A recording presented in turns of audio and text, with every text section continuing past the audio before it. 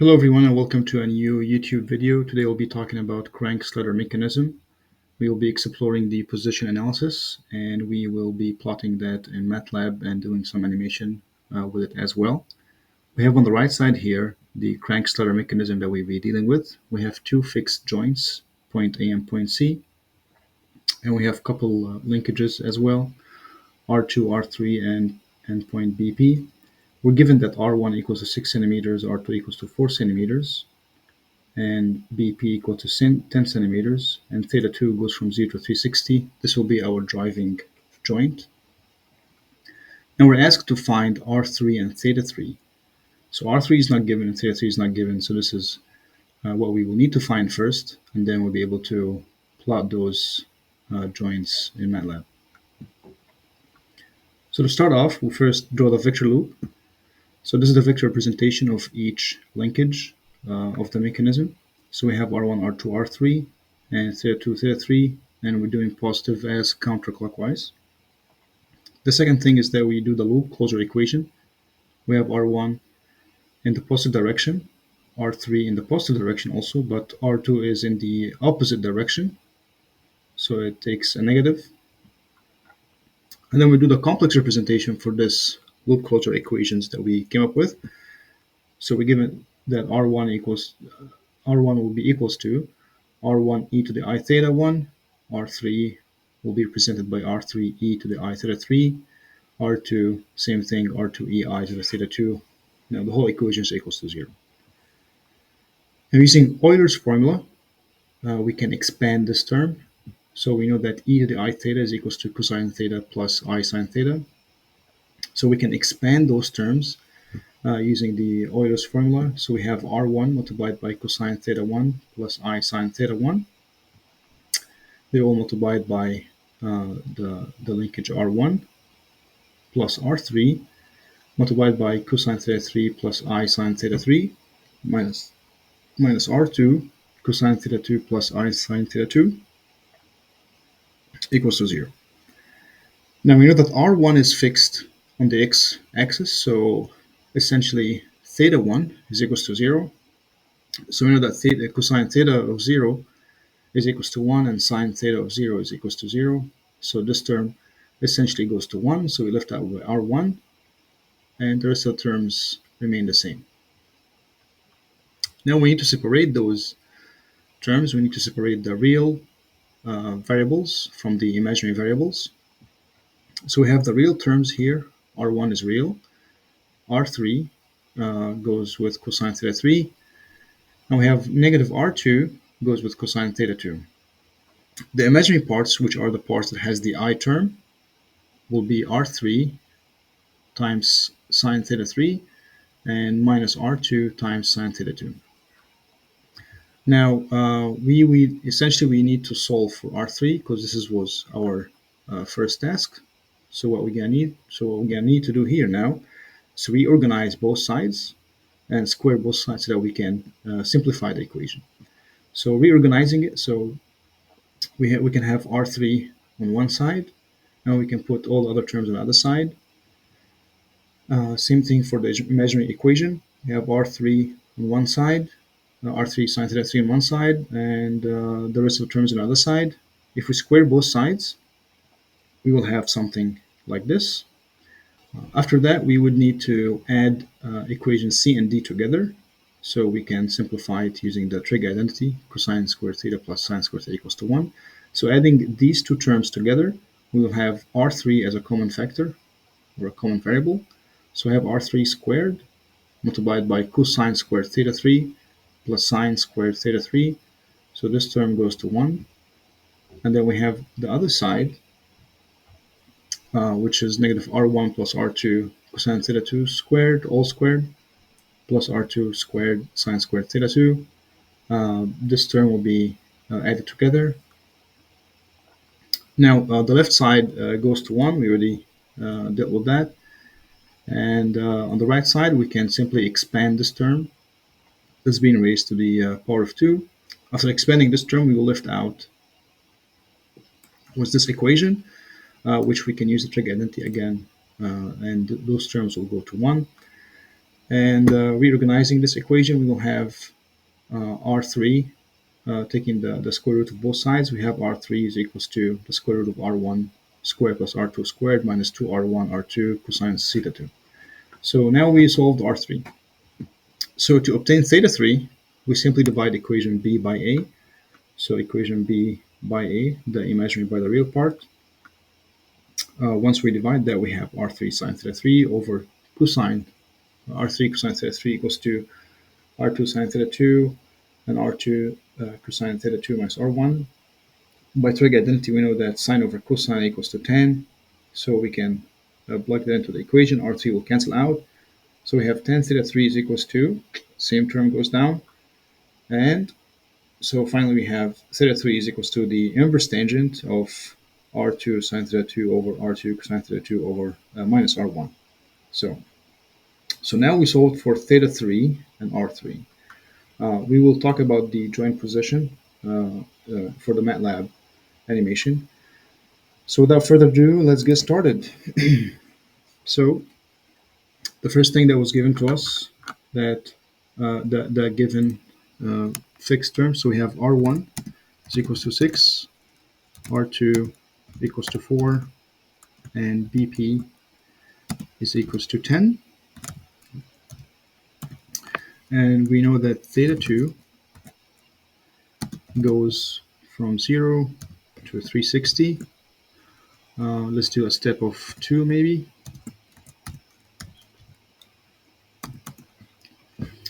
Okay, so now we will need to actually write these two equations in a loop. So because obviously R3 and theta 3 we will be moving with the mechanism, so we would need to write those in a loop. So let's do for I goes from 1 to the length of theta 2, because essentially we want to do the rotation as the driving angle be theta 2. So we can do R3. Let's put in this equation first. So we have R3 of I is equals to square root of R1 squared plus R2 squared minus 2 multiplied by R1 multiplied by R2 multiplied by cosine degrees of theta 2 of I.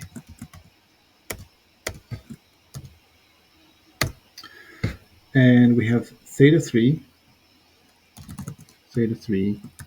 of I will be equals to the arctangent, which is written as a tan 2 degrees of, we have R2 multiplied by sine d, which is sine degrees, of theta 2 of I divided by R2 multiplied by cosine degrees of theta 2 of I minus R1. So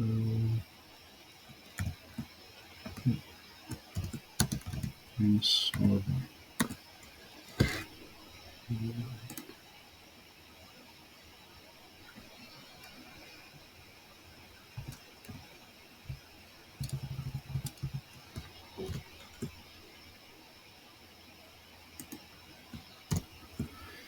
Okay, let's make sure this is running.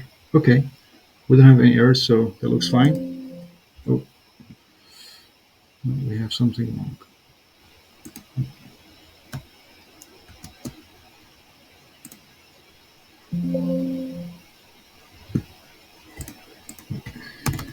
I forgot the end.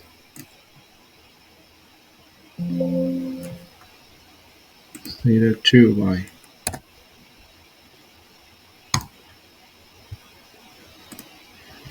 Okay, it's running, no problem. Now this was our position analysis. Now let's do the position of the fixed joints. Let's plot the position of fixed points, so or at least define them. Position of the fixed points. So we know that the fixed points ax, ay, a in the x direction, a in the y direction is at point 0, and cx and cy. Cx at least is at r1 of distance from ax, and cy, this is our origin again. A is the origin, and then cy is still at 0 because there's no any displacement in the y-axis.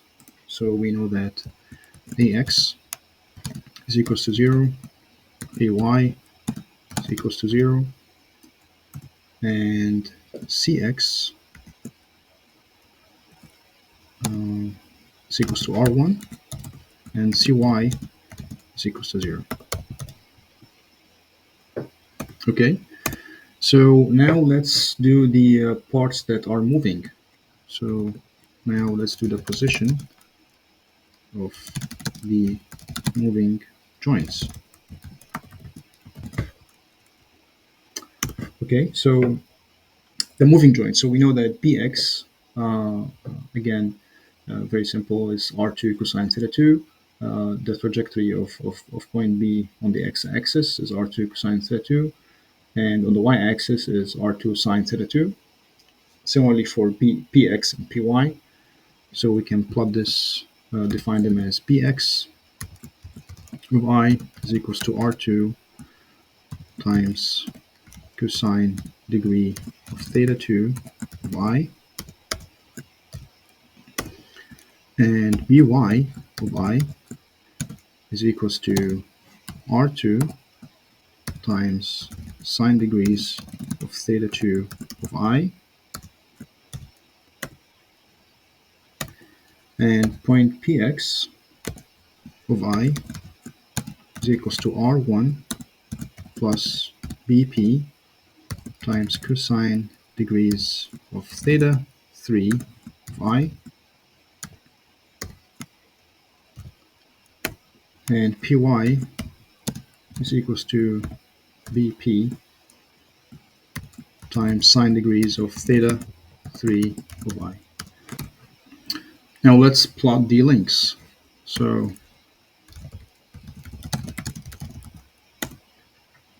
the first thing we have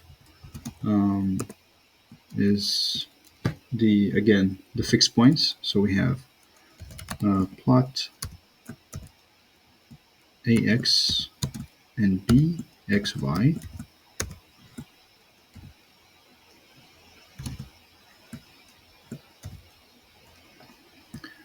similarly on the y-axis ay and by of I. Let's give that a color. Let's say we color it with red, and give it a line width of 2. You can change this as you like. And let's hold on the first frame.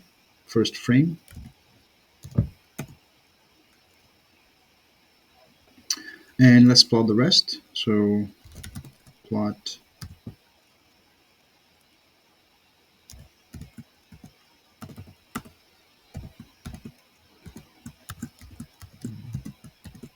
x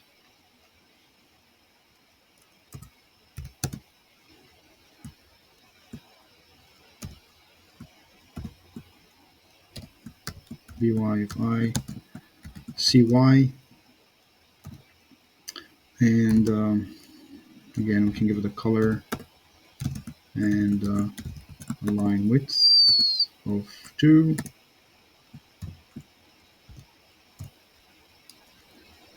Again, we can plot finally the points B and Px.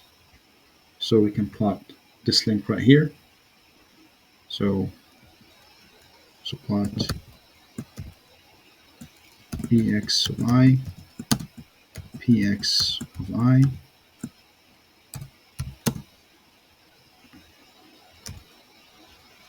py of I, py of I,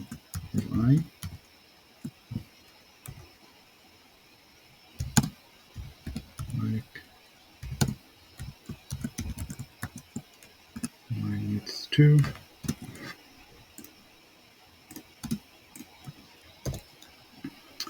Okay, let's run it, make sure we don't have any problems. Okay, great. Now let's plot the joints. Okay, it looks weird right now because we still need to hold off and retain the frames.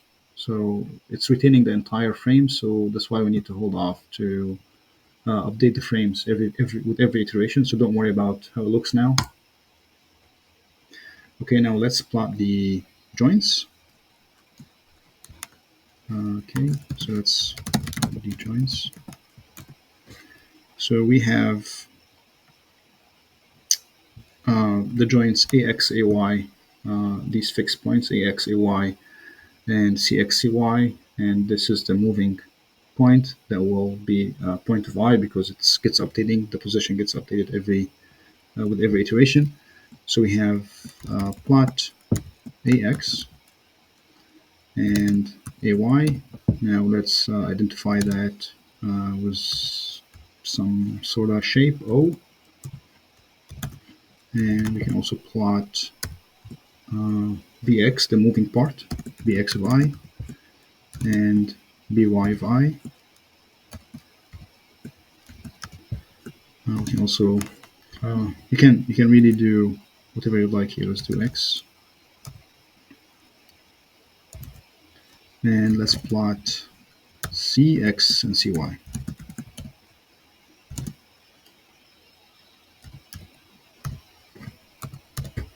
Okay. Now let's plot it. Let's do grid axis equal hold off. This is to remove everything to plot a new scene, and draw now. Let's see.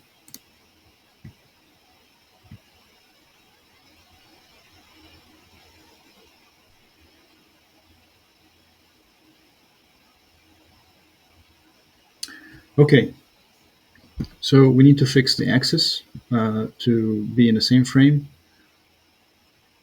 Okay, it might take.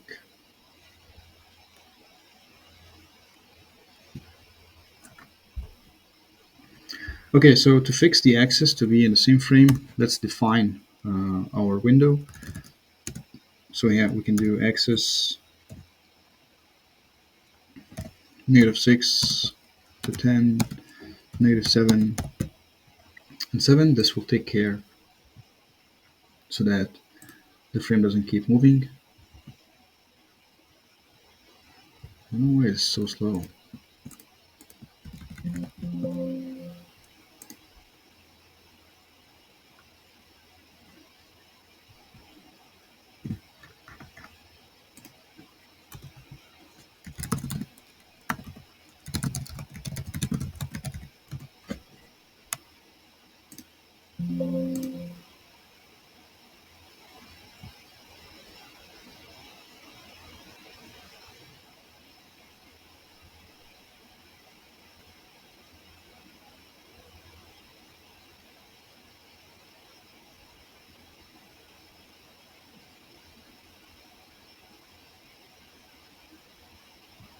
Okay.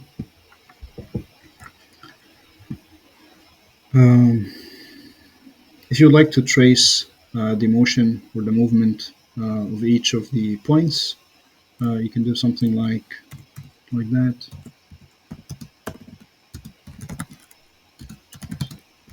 Moving joints. You can do something like plot. Basically, we're going to do another plot to be able to trace the joints. So we want to trace point Bx that goes from 1 to I, and By that goes from 1 to I. And we can do something like dashes, color it red. And same thing for point px. So px that goes from 1 to I, and py that goes from 1 to I. Oops.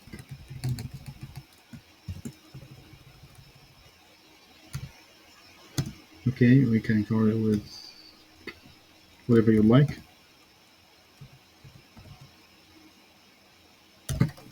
Let's see.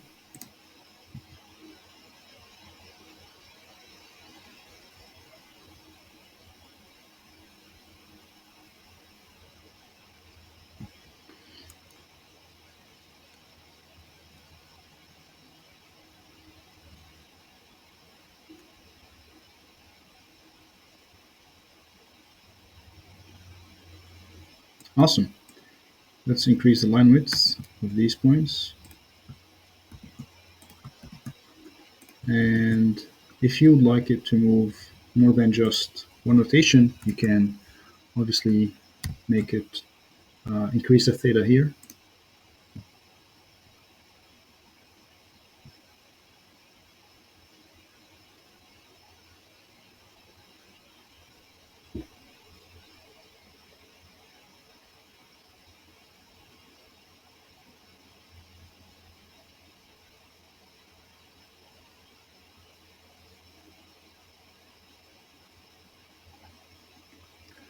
Okay, so now we will do 2 full rotations.